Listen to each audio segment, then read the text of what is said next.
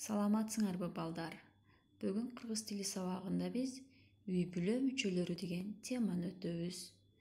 Бүгүнкү сабакта силер йоттошкон тамгалар менен таанышасыңар. Үй бүлө мүчөлөрүнүн аталышын билип, сүйлөкөйүңөрдү өстүрөсүңөр.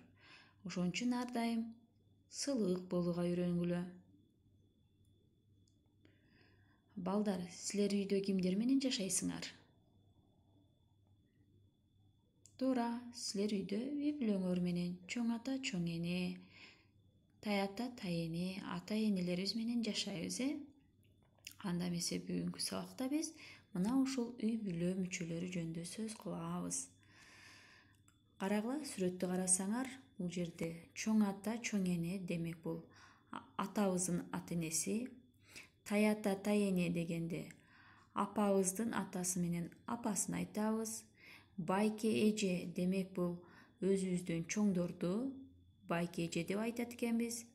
Тайке, тайэже апабыздын укасы же эжеси. Небере демек чоң атаңарга силер небере болосуңар. Бөбөк өзүңөрдөн кичинекейди бөбөк деп айтабыз.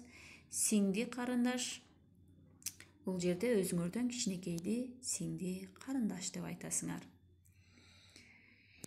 Эми дептерибизди ачып, бүгүнкү числону жазабыз. Тема үй бүлө.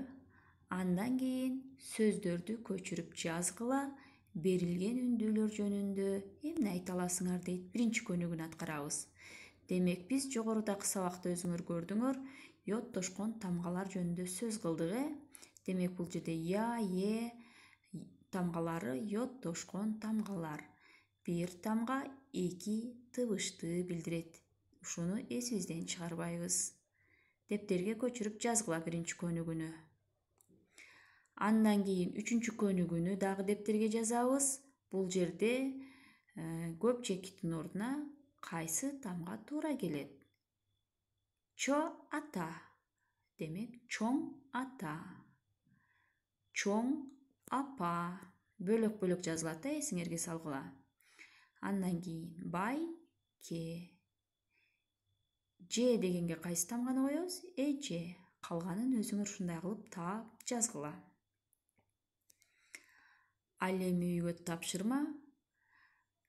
Берилген 4 сөздү канча тамга, канча тыбыш бар экенин таап жазасыңар. Мисал катары мен бирөөнү көрсөтүп койдум.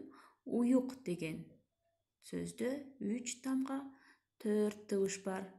Эмне себептен 4 тыбыш болуп калды, балдар? Йоттошкон тамгаларда 2 тыбышты билдирет. Ошон үчүн 4 тыбыш болуп калды. Калганын өзүңөр таап жазгыла.